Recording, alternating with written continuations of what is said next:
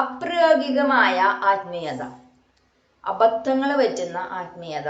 ഞാനും എൻ്റെ തെറ്റുകളിലൂടെ തന്നെയാണ് പഠിച്ചിട്ടുള്ളത്. ഈ സ്പിരിച്വാലിറ്റി എന്ന് പറയുന്നത് ഒരു കാലഘട്ടത്തിൽ നമ്മൾക്ക് അങ്ങനെ ആയിരിക്കാം ചില കാര്യങ്ങൾ മനസ്സിലായിട്ടുണ്ടാവും. പക്ഷെ കാലഘട്ടം മാറും തോറും നമ്മുടെ ചിന്തകളിലും ദൈവം മാറ്റം വരുത്തിക്കൊണ്ടിരിക്കും. ഒരു കാലഘട്ടത്തിൽ സ്പിരിച്വാലിറ്റി നിങ്ങളെ ഐസൊലേഷൻ പോലുള്ള സോഷ്യലൈസേഷൻ ചെയ്യണ്ട എന്നുള്ള രീതിയിലുള്ള കാര്യങ്ങളിലേക്കാവും കൊണ്ടുപോകാം. പക്ഷെ മറ്റൊരു കാലത്ത് സ്പിരിച്വാലിറ്റി നിങ്ങളെ മനുഷ്യന്മാരുടെ നടുക്ക് കൊണ്ട് നിർത്തും. അപ്പൊ നിങ്ങളെ ഉപയോഗിക്കുക എന്ന് പറയുന്നത് എല്ലാ കാലത്തെയും ദൈവത്തിന്റെ ലക്ഷ്യമാണ്. പക്ഷെ ദൈവം അതിനു വേണ്ടി ഒരു കൃത്യമായ കാലഘട്ടം തെരഞ്ഞെടുക്കുമെന്നുള്ളത് ശരിയാണ്. അപ്പം എത്ര വർഷം എടുത്താലും ഇപ്പൊ ദാവീദിനൊരു സമയം ഉണ്ടായിരുന്നു രാജാവായി അഭിഷേകം ചെയ്യാൻ വേണ്ടി. അതുവരെ അവൻ നടക്കേണ്ട വഴി മറ്റൊന്നായിരുന്നു. അങ്ങനെ ഓരോന്നിനും ഒരു സമയമുണ്ട്. ഇന്ന് നിങ്ങൾ മനസ്സിലാക്കേണ്ട ഒരു കാര്യം, നിങ്ങൾ ദൈവത്തെ അറിഞ്ഞിരിക്കുന്നു എന്ന് പറയുന്നത് ഒരു ചെറിയ കാര്യമല്ല. നിങ്ങൾ ചില മനുഷ്യന്മാരോടൊക്കെ സംസാരിച്ച് നോക്കണം. ദൈവം എന്ന് പറയുമ്പോഴേക്കും നിങ്ങൾക്ക് എന്തെങ്കിലും പ്രശ്നമുണ്ടെന്ന് അവർ പറയാം. അവർക്ക് ആ ഒരു കൺസെപ്റ്റ് പോലും ഡൈജസ്റ്റ് ആയിട്ടില്ല. അപ്പൊ നിങ്ങൾക്ക് ദൈവത്തെ അറിയാം. ദൈവം എന്ന് പറയുന്നത് ഒരു എറ്റേണൽ എനർജി, ഒരു അൾട്ടിമേറ്റ് എനർജി, അൺലിമിറ്റഡ് എനർജി, ഒരു ശക്തിയുടെ ഉറവിടം. അപ്പൊ ആ ഒരു ഉറവിടത്തെ അറിയാവുന്ന നിങ്ങളെ വെറുതെ ഇരുത്താൻ ദൈവം ആഗ്രഹിക്കുന്നില്ല. ദൈവം നിങ്ങൾ ഉപയോഗിച്ച് നന്മകൾ ചെയ്യാനും നിങ്ങൾ ഉപയോഗിച്ച് ലോകത്ത് മാറ്റങ്ങൾ വരുത്താനും വലിയ വലിയ കാര്യങ്ങൾ ചെയ്യാനാണ് ആഗ്രഹിക്കുന്നത്. അത് നിങ്ങളുടെ ഒന്നും തടസ്സമല്ല. ദൈവം കൂടെയുള്ളവനൊന്നും തടസ്സമല്ല. കഴുതയാണെങ്കിലും കർത്താവ് പുറത്ത് കയറിയിട്ടുണ്ടെങ്കിൽ അവൻ അത്ഭുതങ്ങൾക്ക് സാക്ഷ്യം വഹിക്കും. അപ്പൊ നമ്മള് ദൈവത്തിലേക്ക് എത്തിച്ചേർന്ന് കഴിയുമ്പോൾ ദൈവം നമ്മളിൽ നിറച്ചിട്ടുള്ള ശേഷികളും കാര്യക്ഷമതയും നമ്മളെ കൊണ്ട് പറ്റാവുന്ന കാര്യങ്ങൾ, പാടുക, പ്രസംഗിക്കുക, പ്രവർത്തിക്കുക, നിങ്ങളുടെ കഴിവുകൾ തെളിയിക്കുക, ഇത്തരം കാര്യങ്ങളെല്ലാം ഒരു കാലഘട്ടം നമുക്ക് ഇങ്ങനെ തോന്നാം, എനിക്ക് വേണ്ട, ഞാനിങ്ങനെ പുറകിൽ നിന്നോളാം, അല്ലെങ്കിൽ എനിക്ക് മറ്റുള്ളവർ കയ്യിൽ പൊക്കോട്ടെ, അങ്ങനെയൊക്കെ നിങ്ങൾ ചിന്തിക്കുന്നുണ്ടാവാം. പക്ഷെ ഒരു കാലഘട്ടം കഴിഞ്ഞാൽ നിങ്ങൾ മുന്നോട്ട് വരണം എന്ന് തന്നെയാണ് കർത്താവ് ആഗ്രഹിക്കുന്നത്. കാരണം നിങ്ങൾ ദൈവത്തിന്റെ ഒരു ഉപകരണമാണ്. അപ്പൊ ദൈവത്തിന്റെ ഒരു റെപ്രസെന്റേറ്റീവ് ആയിട്ട് ഒരു സമൂഹത്തിൽ നിങ്ങളെ ദൈവം നിലനിർത്താൻ ആഗ്രഹിക്കുന്നു. നിങ്ങളിലൂടെ ഒരുപാട് പേർക്ക് നന്മ ചെയ്യാൻ ആഗ്രഹിക്കുന്നു. നിങ്ങളെ എടുത്തുപയോഗിച്ച് ഇപ്പൊ നിങ്ങളൊരു മാനേജർ ആകാൻ ദൈവം ആഗ്രഹിക്കുക.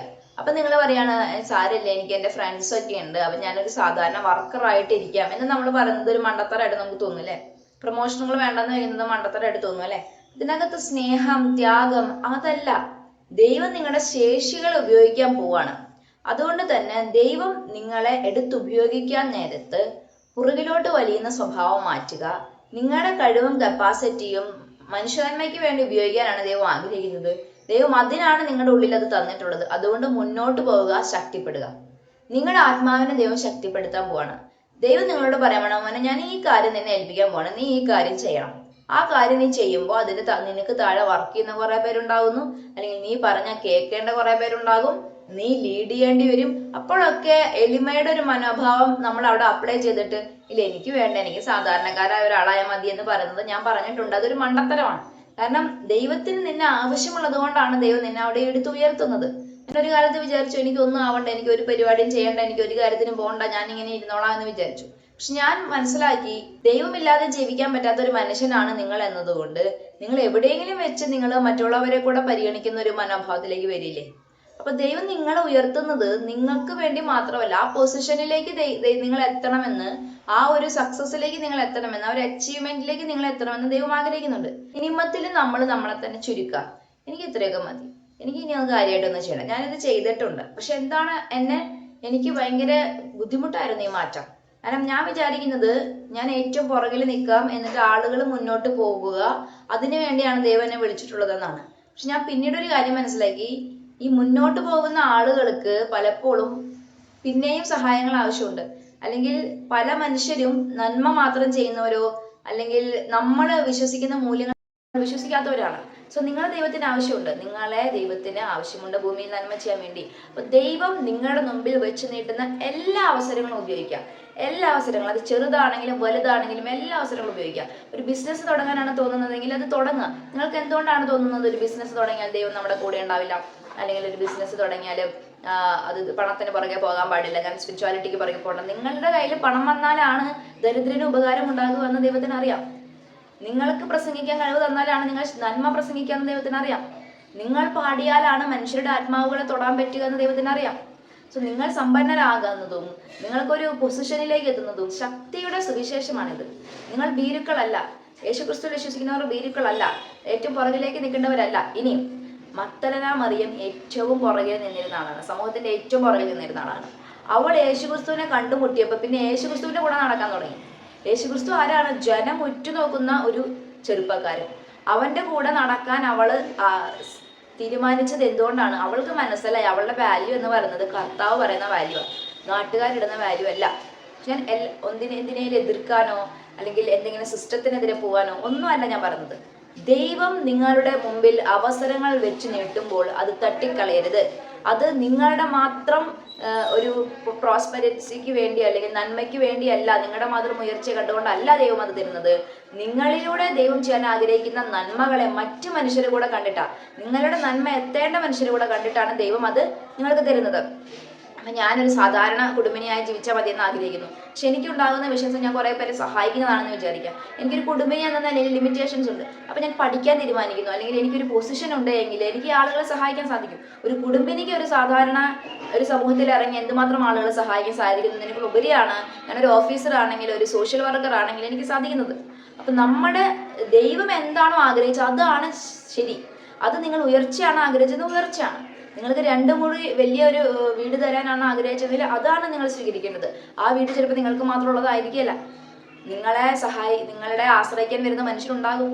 നിങ്ങളുടെ കയ്യിൽ പണം വരുന്നത് നിങ്ങൾക്ക് വേണ്ടി തന്നെ ആയിരിക്കണമെന്നില്ല. നിങ്ങൾക്ക് അത് കൊടുക്കാനുള്ള ആളുകൾ ദൈവം ഓൾറെഡി സെലക്ട് ചെയ്ത് വെച്ചിട്ടുണ്ടാവും. അപ്പം കഴിവുകൾ ഉപയോഗിക്കാതെ, കപ്പാസിറ്റികൾ ഉപയോഗിക്കാതെ, മനസ്സിന്റെ ശേഷികൾ ഉപയോഗിക്കാതെ ചുറ്റുമുള്ള മനുഷ്യരെ നോക്കിയിട്ട് ഇതെല്ലാം ഇങ്ങനെ ചുരുക്കി വെക്കുന്നത് ഒരു വിഡ്ഢിത്തമാണ്. ഞാൻ എൻ്റെ പ്രൊഫഷണൽ മേഖലയിൽ 0 ആയി നിന്ന ഒരു വർഷമാണിത്. ഞാൻ ഈ മനോഭാവമാണ് വെച്ച് സൂക്ഷിച്ചത്. ദൈവം എന്നെ തിരുത്തിയ ഒരു മേഖലയാണ്. ഇന്നലെ വിശുദ്ധ കുർബാനയ്ക്ക് നിന്നപ്പം അത് നിങ്ങളോട് പറയണമെന്ന് എനിക്ക് തോന്നി. പ്രാക്ടിക്കൽ അല്ലാത്ത സ്പിരിച്വാലിറ്റി കൊണ്ട് നടക്കരുത്. ഒരു വിഷൻ എങ്ങനെയാണ്? ഒരു കഴുകൻ, അതിൻ്റെ ബോഡി വളരെ ശക്തമാണ്, അതിന് ചിറകുകളുണ്ട്, അല്ലെങ്കിൽ അങ്ങനത്തെ ഒരു പക്ഷി, ഒരു വലിയ പക്ഷി, ചിറകുകളുള്ള ശക്തമായ ബോഡിയുള്ള ഒരു പക്ഷി. അതിൻ്റെ അപ്പുറത്ത് കുറേ കാക്ക, പ്രാവ്, മയില്, അങ്ങനെ കുറേ പക്ഷികളുണ്ട്. അതിന് ഇപ്പുറത്തും ഇതുപോലെ കുറച്ച് പക്ഷികളുണ്ട്. അപ്പൊ ഈ ശേഷിയുള്ള വലിയ തൂവലുകളുള്ള വലിയ ചിറകുള്ള ഈ പക്ഷി വിചാരിക്കുകയാണ് ഞാൻ പറക്കുന്നില്ല. കാരണം എനിക്ക് ചുറ്റുമുള്ള പക്ഷികളൊക്കെ ചെറുതാണ്, അവർക്ക് ഒരുപാട് ഉയരത്തിലൊന്നും പറക്കാൻ പറ്റുമെന്ന് അറിയില്ല. ഞാൻ അവർക്കൊക്കെ ഒരു കമ്പനി കൊടുത്ത് നീ എന്നെ ഇവിടെ തന്നെ അങ്ങ് ഇരിക്കാൻ തീരുമാനിക്കുകയാണ്. ഞാൻ എൻ്റെ ശേഷികളൊക്കെ ഈ ചെറിയ പക്ഷി, ആ ഒരു വലിയ പക്ഷി, അതിൻ്റെ ശേഷികളും അതിൻ്റെ മൈൻഡ് സെറ്റും അതിൻ്റെ പറക്കാനുള്ള കഴിവൊക്കെ ഈ ചെറിയ പക്ഷികളുടെ കോഴിയുടെ വരെ ലെവലിലേക്ക് താഴ്ത്തി അത് ഞാനൊരു കോഴിയാണെന്നൊക്കെ അങ്ങ് വിശ്വസിച്ച് എനിക്ക് അത്ര ഉയരത്തിലൊന്നും പറക്കണ്ട, അല്ലെങ്കിൽ എനിക്ക് പറക്കാൻ പറ്റില്ല, ഞാൻ ഈ കൂട്ടുകാരുടെ കൂടെ എങ്ങനെ ഉല്ലസിച്ചിരുന്നോളാം എന്ന് പറഞ്ഞ് ഇരിക്കാന്ന് വിചാരിക്കാം. നിങ്ങൾ ആ പക്ഷീനെ നോക്കിയിട്ട് എന്താ പറയാൻ പോകുന്നത്? അതുപോലെ ഒരു പക്ഷിയാണ് നിങ്ങൾ. അതായത് പ്രാവും കാക്കിയും കോഴിയും ഒക്കെ ഈ ലോകത്തുണ്ട്. അവർക്കൊക്കെ ചെയ്യാൻ അവരുടേതായിട്ടുള്ള ഫീൽഡ് ഉണ്ടാവും. ദൈവം നിങ്ങളൊരു പരുന്തായിട്ടാണ് ജനിപ്പിച്ചിട്ടുള്ളതെങ്കിൽ, അല്ലെങ്കിൽ പരുന്തിന്റെ ഒരു ജീവിതം പോലെയാണ് നിങ്ങളുടെ ജീവിതമെങ്കിൽ നിങ്ങൾ ആ കപ്പാസിറ്റിയാണ് ഉപയോഗിക്കേണ്ടത്. നിങ്ങൾ കോഴിയുടെ കപ്പാസിറ്റി അല്ല, നിങ്ങൾ പ്രാവിന്റെ കപ്പാസിറ്റി അല്ല. ഈ ഒരു വർഷക്കാലത്തിലെ എൻ്റെ മനസ്സിന് സംഭവിച്ചൊരു കാര്യം എന്ന് പറയുന്നത്, ഞാൻ വീഡിയോസ് ഒക്കെ ചെയ്യുന്നുണ്ട്, എൻ്റെ പ്രൊഫഷണൽ ലൈഫിൽ എനിക്ക് ചുറ്റുമുള്ള ആളുകൾ എന്നിൽ നിന്നും ഒരു ഉയർച്ചയില്ല. അതായത് ഒരു പഠിക്കുന്നില്ല, ഒന്നും ഞാൻ പഠിച്ചില്ല, എനിക്ക് ഓർമ്മശക്തി കുറഞ്ഞു, ഒന്നും ഓർത്തു വയ്ക്കാൻ പറ്റുന്നില്ല. കാരണം എനിക്ക് ചുറ്റുമുള്ള മനുഷ്യരൊക്കെ എങ്ങനെയെങ്കിലുമൊക്കെ കാര്യങ്ങൾ മുന്നോട്ട് കൊണ്ടുപോകുന്ന ആളുകളാണ്. അപ്പൊ അവരെക്കാൾ കൂടുതലായിട്ട് ഒന്നും ചെയ്യണ്ട എന്ന് വിചാരിച്ച് ഞാൻ അവരെ പോലെ ആവാൻ തുടങ്ങി. അപ്പൊ അവരെ പോലെ ആയി എനിക്ക് എന്ത് കഴിവുണ്ടെന്നും കപ്പാസിറ്റി ഉണ്ടെന്നും പോലും ഞാൻ മറന്നുപോയൊരവസ്ഥ. എൻ്റെ പ്രൊഫഷണൽ ലൈഫിൽ എനിക്ക് ഒന്നും ചെയ്യാൻ പറ്റാത്തൊരവസ്ഥയല്ലേ. ക്ലാസ് എടുക്കാൻ പോലും എങ്ങനെയാണെന്ന് എനിക്ക് അതെങ്ങനെ ഇംപ്ലിമെന്റ് ചെയ്യണമെന്ന് പോലും അറിയാത്ത വിധം എൻ്റെ അറിവുകളും കഴിവുകളും ഒക്കെ കുറഞ്ഞ പോലെ തോന്നും. നമ്മുടെ കൂട്ടുകെട്ടുകൾ നമ്മുടെ കഴിവ് വളർത്താനും കഴിവ് തളർത്താനും സാധിക്കുന്നതാണ്. നിങ്ങളുടെ കൂട്ടുകെട്ടുകൾ അനുസരിച്ചിട്ട് മാറേണ്ട ആളല്ല നിങ്ങൾ. നീ ആരാണെന്നുള്ളതിനെ കുറിച്ച് നമുക്കൊരു ബോധ്യമാണ്. ഞാൻ ആരാണ്? ഞാനൊരു പരുന്താണെങ്കിൽ ഞാൻ പ്രാവിനെ പോലെ ബിഹേവ് ചെയ്യരുത്, ഞാൻ പരുന്തിനെ പോലെ തന്നെ ജീവിക്കണം. എന്നെ ദൈവം വിളിച്ചതും നിങ്ങളെ ദൈവം വിളിച്ചതും നിങ്ങൾക്ക് കഴിവും കപ്പാസിറ്റി തന്നതും നിങ്ങൾ മറ്റുള്ള മനുഷ്യരെ നോക്കി അതൊക്കെ ഉപയോഗിക്കാതിരിക്കാൻ വേണ്ടിയല്ല. ഞാൻ വിചാരിക്കുന്നത് എന്താണ്, എൻ്റെ കൂടെയുള്ള മനുഷ്യരൊക്കെ പുറകിൽ നിൽക്കുന്നവരാണ്. അപ്പം ഞാൻ വിചാരിച്ചു ഓക്കെ എനിക്കും അങ്ങനെയൊക്കെ നിന്നാൽ മതി. അപ്പം എനിക്ക് ഓപ്പർച്യൂണിറ്റീസ് വന്നു, അതൊക്കെ ഞാൻ എനിക്ക് താല്പര്യമില്ല, എനിക്ക് ചെയ്യണ്ട, എനിക്ക് ഇവരെ പിണക്കാൻ വയ്യ, ഞാനിപ്പോൾ അതൊക്കെ എടുത്ത് ചെയ്ത് കഴിഞ്ഞ് കഴിഞ്ഞാൽ ഇവരെന്നോട് പിണങ്ങിയാലോ, അല്ലെങ്കിൽ എനിക്ക് ഈ ഫ്രണ്ട്ഷിപ്പ് നഷ്ടപ്പെട്ടാലോ, ഞങ്ങൾ ഫ്രണ്ട്സിൻ്റെ ഇടയിൽ പ്രശ്നം ഉണ്ടായാലോ. ഇപ്പോൾ ഒരാൾ മുന്നോട്ട് പോകുന്നതിന് നമ്മുടെ സുഹൃത്തുക്കളാണെങ്കിലും അത്ര ഇഷ്ടമൊന്നും ഉണ്ടാവണമെന്നില്ലല്ലേ. ഞാൻ ഇവരോടൊപ്പം ആയിരിക്കാൻ വേണ്ടി ശ്രമിച്ചു. പക്ഷേ ഈ പരുന്തിന്റെ കഥ പറഞ്ഞ പോലെ പരുന്ത് പറക്കണ്ടാന്ന് തീരുമാനിച്ചിട്ട് ഈ കാക്കയുടെയും പ്രാവിന്റെയും കോഴിയുടെയും കൂടി ഇരുന്നിട്ട് അവസാനം കോഴി വരെ പറന്നു പോകുന്നത് നിങ്ങൾ കാണുവാണെന്ന് വിചാരിക്കുക. അതായത് ഏറ്റവും കഴിവ് കുറഞ്ഞു എന്ന് വിചാരിക്കുന്ന ആള് പോലും നിങ്ങൾക്ക് മുമ്പേ പോവാണ്. നിങ്ങൾ ആർക്ക് വേണ്ടിയാണ് നിങ്ങളുടെ ശേഷികൾ ഉപയോഗിക്കാതിരുന്നത്? ഈ ഈ മനുഷ്യന്മാർക്ക് വേണ്ടി, അല്ലെങ്കിൽ ഈ വ്യക്തികൾക്ക് വേണ്ടി. നിങ്ങൾ ആർക്ക് വേണ്ടി നിങ്ങളെ തന്നെ ലിമിറ്റ് ചെയ്തോ അവർ നിങ്ങൾക്ക് മുമ്പേ പോകും അവസാനം. അതുകൊണ്ടാണ് പറയുന്നത്, നിങ്ങളുടെ കൂട്ടുകെട്ടുകളെ ശ്രദ്ധിക്കണം, നിങ്ങളുടെ കപ്പാസിറ്റികളെ ഉപയോഗിക്കണം, നിങ്ങളുടെ ശേഷികൾ ഉപയോഗിക്കണം. ദൈവം നിങ്ങൾക്കത് തന്നതാണ്. ദൈവം നിങ്ങളെ അത് വലിയ കാര്യങ്ങൾ ചെയ്യാൻ വേണ്ടി ഉപയോഗിക്കാൻ വേണ്ടി തന്നതാണ്. നിങ്ങളുടെ മൈൻഡ് സെറ്റ് എന്ന് പറയുന്നത് സർവശക്തന്റെ കൂടെ നിൽക്കുന്ന മൈൻഡ് സെറ്റാണ്. അപ്പൊ ഞാൻ ആരാണ്? ദൈവത്തിന്റെ സൃഷ്ടിയാണ്. എനിക്ക് എൻ്റെതായ കഴിവും കപ്പാസിറ്റികളുണ്ട്. അപ്പൊ ഇത് മറ്റുള്ള മനുഷ്യന്മാരെ ഒന്നും കൺവിൻസ് ചെയ്യാൻ നമുക്ക് പറ്റില്ല. പക്ഷെ ദൈവം നിന്നെ ഉയർത്തുമ്പോൾ നീ ഉയരാൻ തയ്യാറായിരിക്കണം. അപ്പോൾ എനിക്ക് ആ കസേര വേണ്ട, എനിക്ക് ആ പൊസിഷൻ വേണ്ട, അങ്ങനെയൊന്നും പറഞ്ഞുകൊണ്ടിരിക്കരുത്. എനിക്ക് വേണ്ടി മാത്രമല്ല ദൈവം എന്നെ ഉയർത്തുന്നത്. എൻ്റെ വിജയം മാത്രമല്ല ദൈവത്തിന്റെ ലക്ഷ്യം. ഞാൻ വിജയിച്ചാലേ എനിക്ക് ചുറ്റുമുള്ള മനുഷ്യന്മാരോട് എന്തെങ്കിലും ഒരു ഉപകാരത്തിലേക്ക് അവരെ സഹായിക്കാൻ എനിക്ക് സാധിക്കത്തുള്ളൂ. ഞാനൊരു മാനേജർ ആയാലേ എനിക്ക് താഴെയുള്ള മനുഷ്യരോട് നല്ലപോലെ പെരുമാറാൻ എനിക്ക് സാധിക്കത്തുള്ളൂ. അപ്പൊ എന്നെ ആശ്രയിക്കുന്ന ഒരു ജനത്തെ കണ്ടുകൊണ്ടാകാം, അല്ലെങ്കിൽ നിങ്ങളിലൂടെ നന്മ എത്തേണ്ട ഒരു മനുഷ്യരെ കണ്ടുകൊണ്ടാകാം ദൈവം നിങ്ങൾ ഉയർത്തുന്നത്. അപ്പൊ അനുഗ്രഹങ്ങളോട് നോ പറയരുത്. അത് അന്ധമായ സ്പിരിച്വാലിറ്റിയാണ്, അത് തെറ്റാണ്. നിങ്ങൾ എളിമ ആത്മാവിൽ നിലനിർത്തണം. അത് ദൈവത്തോട് പ്രാർത്ഥിക്കണം. ഇനി പണം തന്നാലും പൊസിഷൻ തന്നാലും വലിയ വീട് തന്നാലും എൻ്റെ ആത്മാവിൽ എളിമ ഉണ്ടാവണമേ. ഇനി ഇതെല്ലാം നിങ്ങളുടെ ആത്മാവിൽ എളിമയുണ്ടോ, നിങ്ങൾ മാനസികമായ സംഘർഷമുണ്ടോ, നിങ്ങൾ ഇമോഷണലി നിങ്ങൾ വീക്കാണോ, ഇതൊന്നും നിങ്ങൾ മനുഷ്യന്മാരോട് പറയാൻ പോകരുത്. മനുഷ്യന്മാര് പല ബാക്ക്ഗ്രൗണ്ടിൽ നിന്നുള്ളവരും പലതരത്തിലുള്ള ചിന്താഗതിയുള്ളവരുമാണ്. ഇപ്പൊ കേരളത്തിലെ പശ്ചാത്തലം എന്ന് വെച്ച് കഴിഞ്ഞാൽ അവിടെ നിങ്ങൾ ക്രിസ്ത്യാനികളെ നിങ്ങൾക്ക് ഒരുപാട് കാണാൻ പറ്റും. ഇവിടെ പല മതവിഭാഗത്തിൽപ്പെട്ടവരാണ്. അവരുടെ വാല്യൂസും അവരുടെ റിലീജിയസ് ബിലീഫൊക്കെ ടോട്ടലി ഡിഫറെൻ്റ് ആണ്. അപ്പം നമ്മൾ ക്രിസ്ത്യാനിക്ക്, ഞാൻ മതം പറയാമല്ല, പക്ഷെ ക്രിസ്ത്യാനിറ്റി കൊണ്ട് നടക്കുന്ന വാല്യൂസ് അനുസരിച്ച് നമുക്ക് ജീവിക്കാൻ പറ്റത്തുള്ളൂ. അവരുടേത് അങ്ങനെയല്ല. അവർക്ക് അങ്ങനെ വേദപാഠ ക്ലാസ്സുകളില്ല, കുമ്പസാരിക്കേണ്ട, ധ്യാനം കൂടുമ്പോൾ സെൽഫ് റിഫ്ലക്ഷൻ ചെയ്യണമെന്നില്ല. അവരുടേതായ നീതിബോധം വെച്ചിട്ടാണ് ജീവിക്കുന്നത്. അവരോട് കോമ്പറ്റേറ്റ് ചെയ്യാൻ നമുക്ക് സാധിക്കില്ല. അവർക്ക് ശരിയെന്ന് തോന്നുന്ന കാര്യം നമ്മുടെ റിലീജിയനിൽ ചിലപ്പോൾ ഒരു മാരക പാപമായിരിക്കും. അപ്പം നമുക്ക് ചിലപ്പോൾ അവരെ നമ്മളെക്കാളും ബെറ്ററായിട്ട് ജീവിക്കുന്നവരുണ്ട് കേട്ടോ. സോ അവരുടെ ബൗണ്ടറീസ് സെറ്റ് ചെയ്യാൻ നിങ്ങൾ പഠിക്കണം. നിങ്ങൾ കരയുന്നതും എളിമപ്പെടുന്നതും ഒക്കെ ദൈവത്തിന്റെ മുമ്പിൽ മതി, മനുഷ്യരുടെ മുമ്പിൽ പോകരുത്. നിങ്ങളുടെ തളർന്ന മുഖവും നിങ്ങളുടെ ബലം കുറഞ്ഞ, ശേഷി കുറഞ്ഞ ആ ഒരു അവസ്ഥയും ഒക്കെ, അല്ലെങ്കിൽ നിങ്ങൾ പേടിക്കുന്നതും, ഞാനിതെല്ലാം മറ്റുള്ളവരോട് ഷെയർ ചെയ്തു. പിന്നീട് ഇതെല്ലാം എനിക്ക് പ്രശ്നമായി മാറി. സോ ഞാൻ പേടിക്കുന്നതും എനിക്കിങ്ങനെ ഒരു വീക്ക്നെസ് ഉണ്ടെന്നും അല്ലെങ്കിൽ എനിക്കിങ്ങനെ ഒരു പ്രശ്നം ഉണ്ടെന്നും അന്ധമായി വിശ്വസിച്ച് ആരോടും ഷെയർ ചെയ്യരുത്. നിന്നെ ഇന്ന് ഇപ്പൊ ചിലപ്പോൾ നിങ്ങളൊരു പരുന്ത് തന്നെയാണ്, പക്ഷെ നിങ്ങളുടെ ചിറകിന് ഒരു പരിക്ക് പറ്റിയിട്ടുണ്ട്. നാളെ കർത്താവ് അത് സുഖപ്പെടുത്തും. അപ്പോഴേക്കും എനിക്ക് പരിക്കുണ്ടേ എന്ന് പറഞ്ഞ് നമ്മൾ നടന്നിട്ട് ഒരു കാര്യമില്ല. നമ്മുടെ ജീവിതത്തിൽ പ്രശ്നങ്ങൾ വരും, നമുക്ക് തളർച്ച ഉണ്ടാവും. പക്ഷെ മറ്റുള്ളവരോട് ശരിയല്ലാത്ത ആളുകളുടെ മുമ്പിൽ റൈറ്റ് പീപ്പിൾ അല്ല എങ്കിൽ നിങ്ങൾ പറയുന്ന എല്ലാ കാര്യങ്ങളും നിങ്ങൾക്കെതിരെ വരും. ഇതെല്ലാം പ്രാക്ടിക്കലായിട്ട് മനുഷ്യൻ ചിന്തിക്കേണ്ടതാണ്. ഇതെല്ലാം സ്പിരിച്വാലിറ്റിയുടെ അന്ധത വെച്ചിട്ടാണ് ഞാൻ ഒരു കാലത്ത് മനസ്സിലാക്കി. ഞാൻ വിശ്വസിക്കുന്നത് ദൈവം തന്നതാണ് എല്ലാ മനുഷ്യരും ദൈവം തന്നതല്ല. ഒരു സാഹചര്യം വരുമ്പോൾ എല്ലാ മനുഷ്യരും നമ്മുടെ കൂടെ വന്നതാണ്. അതിനകത്ത് ദൈവം തന്നവരുണ്ടാവും, തരാത്തവരുണ്ടാവും. തെറ്റായ ലക്ഷ്യത്തോടെ നിങ്ങളെ സമീപിക്കുന്നവരുണ്ടാവും, ശരിയായ ലക്ഷ്യത്തോടെ നിങ്ങളെ സമീപിക്കുന്നവരുണ്ടാവും. സോ ഇതിനെ ഡിഫറൻഷിയേറ്റ് ചെയ്ത് മനസ്സിലാക്കാതെ എല്ലാം ദൈവത്തിന് വിട്ടുകൊടുത്ത് നമ്മുടെ ബുദ്ധി ഉപയോഗിക്കാതെ, കോമൺ സെൻസ് ഉപയോഗിക്കാതെ, വിവേകം ഉപയോഗിക്കാതെ ബ്ലണ്ടർ ആയിട്ടുള്ള കാര്യങ്ങൾ ചെയ്യരുത്.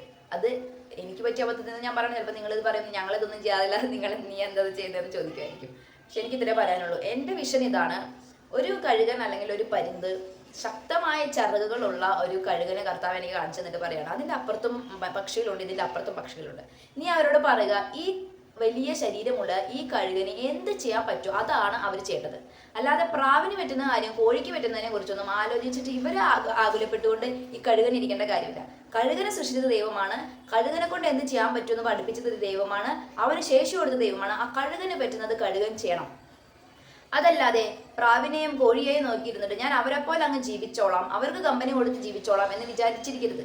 നിന്നെക്കുറിച്ചുള്ള ദൈവിക പദ്ധതി കഴുകന് വേണ്ടിയുള്ള ഒരു ദൈവിക പദ്ധതിയാണ്, കോഴിക്ക് വേണ്ടിയുള്ള ദൈവിക പദ്ധതി അല്ല.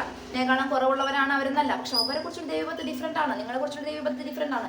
നിങ്ങൾ നിങ്ങളുടേതായിട്ടുള്ള ലക്ഷ്യത്തിലേക്ക് പോകുക. ദൈവം നിങ്ങളെ ഉയർത്താൻ പോകുന്നു, ദൈവം നിങ്ങൾക്ക് സമ്പന്നത തരാൻ പോകുന്നു, ദൈവം നിങ്ങൾക്ക് വലിയ വീട് തരാൻ പോകുന്നു. ഇതെല്ലാം ആത്മാവിൽ എളിമയുണ്ടായിരിക്കാം. മറ്റുള്ളവരുടെ മുമ്പിൽ നിങ്ങൾ അയ്യോ അയ്യോ അയ്യോ എന്ന് പറയേണ്ട കാര്യമില്ല. നിങ്ങളുടെ ആത്മാവിൽ മാത്രം എളിമുണ്ടായിരിക്കും. മറ്റുള്ളവരുടെ മുമ്പിൽ ശക്തരായി നിൽക്കുക. നിങ്ങൾക്കറിയില്ല, നിങ്ങൾ വീണാൽ നിങ്ങൾ അടിക്കാൻ തയ്യാറായിട്ട് നിൽക്കുന്ന 10 പേര് നിങ്ങൾക്ക് ചുറ്റുമുണ്ട്. നിങ്ങൾക്കറിയില്ല അവരാരാന്ന്. നിങ്ങൾ ചിരിച്ച മുഖവുമായിട്ട് വരുന്ന എല്ലാ മനുഷ്യരും നമ്മളെ സ്നേഹിക്കുന്നവരല്ല, എല്ലാവരും ശരിയായ വ്യക്തികളല്ല, എല്ലാം ശരിയായ കൂട്ടുകെട്ടുകളല്ല. അതുകൊണ്ട് ദൈവത്തെ മാത്രം വിശ്വസിക്കുക. നിങ്ങളുടെ വീക്ക് സൈഡ് ദൈവം മാത്രം കണ്ടാൽ മതി. അല്ലെങ്കിൽ നിങ്ങൾക്ക് ഏറ്റവും പ്രിയപ്പെട്ട ഒരാളോട് മാത്രം നിങ്ങൾ പറഞ്ഞാൽ മതി. വിശ്വസിക്കാൻ പറ്റുന്ന ഉറപ്പുള്ള ഒരാളോട്, എല്ലാവരോടും പറയരുത്. നിങ്ങളെ ദൈവം ഒരു പ്രത്യേക വിളിക്ക് വേണ്ടി തിരഞ്ഞെടുത്തിട്ടുള്ളതാണ്. ആ വിളിയിലേക്ക് നിങ്ങളെ തടയുന്ന ഒരു കാര്യത്തിൽ നിങ്ങൾ ഇടപെടരുത്. നിങ്ങൾക്ക് എത്ര ബുദ്ധിമുട്ടുണ്ടാകുന്ന കാര്യങ്ങൾ, നിങ്ങളുടെ ആത്മാവ് നശിക്കുന്ന ഒരു കാര്യത്തിന് ആരെയും പ്ലീസ് ചെയ്യാൻ പോരുത്. അവരൊക്കെ അങ്ങ് പോട്ടെ. ആരെയും പ്ലീസ് ചെയ്യാൻ നിങ്ങൾ പോകുന്നില്ല. ദൈവത്തിന്റെ പദ്ധതി മാത്രമാണ് നിങ്ങൾ ഫോക്കസ് ചെയ്യാൻ പോകുന്നത്. അവർ നിങ്ങളെ ഉപദ്രവിക്കുമോ, ഇവർ നിങ്ങൾക്ക് പാര വയ്ക്കുമോ, ഈ മനുഷ്യന്മാർ അവരെ പ്ലീസ് ചെയ്തില്ലെങ്കിൽ നിങ്ങൾക്ക് അതൊരു പ്രശ്നമായി മാറും. അപ്പൊ നിന്റെ അപ്പൻ ഇവിടെ ഉറക്കം തൂങ്ങിയിട്ട് ഇരിക്കുവല്ല ദൈവം. ബൈബിളിൽ പറയുന്ന ഒരു വചനമാണ്, എൻ്റെ അപ്പൻ ഉറക്കം തൂങ്ങുന്നവനല്ല, എന്നെ പരിപാലിക്കാൻ പ്രാപ്തനാണ്, ഞാൻ എൻ്റെ അപ്പം പറഞ്ഞതാണ് കേട്ടത് എന്ന് മാത്രമേ ചോദ്യമുള്ളൂ. നിന്റെ ദൈവം പറഞ്ഞു പാടുക, ഒരു പുതിയ ആൽബം ഉണ്ടാക്കുക. നിന്റെ അപ്പം പറഞ്ഞു ഞാൻ ആൽബം ഉണ്ടാക്കുമ്പോൾ എൻ്റെ കൂട്ടുകാർ പിണങ്ങും, ഞാൻ ആൽബം വലിയ ആളായി കഴിഞ്ഞാൽ എന്നെ ഡിസപ്പോയിന്റ് ചെയ്യും. ഡിസപ്പോയിന്റഡ് ആവട്ടെ, നിനക്ക് ചെയ്യണം, നീ ചെയ്യുക. ഇത് ശക്തിയുടെ സുവിശേഷമാണ്. സ്പിരിച്വാലിറ്റി ആരെയും ദുർബലനാക്കുന്നില്ല, സ്പിരിച്വാലിറ്റി ആരെയും ഭീരുവാക്കുന്നില്ല. അവൻ മോശ കൈ ഉയർത്തിയപ്പോൾ ജനത്തിന്റെ വിജയമുണ്ടായപ്പോൾ ഒരു വലിയ ജനം അവിടെ തോറ്റു. ഒരു വലിയ ജനതയെ തോൽപ്പിച്ചുകൊണ്ട് നിന്നെ ഉയർത്താൻ കഴിയുന്നവനാണ് ദൈവം. ദൈവത്തിൽ വിശ്വസിക്കുക, മുന്നോട്ട് പോവുക. ശക്തിയുടെ സുവിശേഷം, പ്രാക്ടിക്കൽ അല്ലാത്ത സ്പിരിച്വാലിറ്റി അന്ധതയാണ്, അറിവില്ലായ്മയാണ്. അത് വിട്ടുകളയുക. Use your potential, do your best. ദൈവം നിങ്ങളെ അനുഗ്രഹിക്കട്ടെ.